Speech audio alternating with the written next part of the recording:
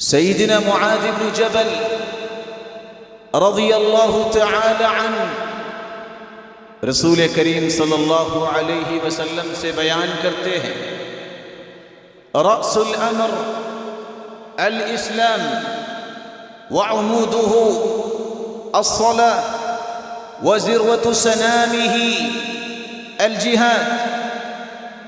زندگی کا اصل کام، اصل دستور وہ اللہ نے اسلام کے نام سے نازل کیا ہے۔ دین کے نام سے مجھے اور آپ کو ایک آئین اور دستور دیا۔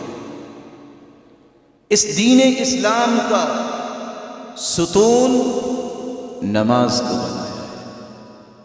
وَذِرْوَةُ سَنَامِهِ الْجِهَادِ، اور اسلام کی کوہان اللہ تعالیٰ نے اپنے پیغمبر کی زبان سے بیان کروایا ہے، بنایا ہے، تو کس کو؟ جہاد کو بنایا۔ عبادہ بن صامت رضی اللہ تعالی عنہ روایت کرتے ہیں، رسول اللہ صلی اللہ علیہ وسلم نے فرمایا، جاہدوا فی اللہ، جاہدوا فی سبیل اللہ، اللہ کی راہ میں جہاد کرو۔ فإن الجہاد فی سبیل اللہ باب من ابواب الجنہ ینجی اللہ بہ الہم والغم۔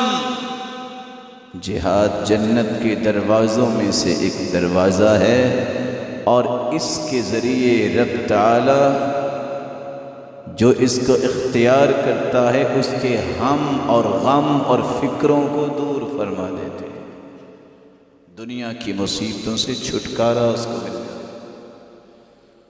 ابو امامہ رضی اللہ تعالی عنہ روایت کرتے ہیں، رسول اللہ صلی اللہ علیہ وسلم نے فرمایا، ان سیاحت امتی الجہاد فی سبیل اللہ۔ ذوق ہے، شوق ہے سیر و سیاحت کا، اسلام کی سیاحت یہ اللہ کی راہ میں جہاد ہے۔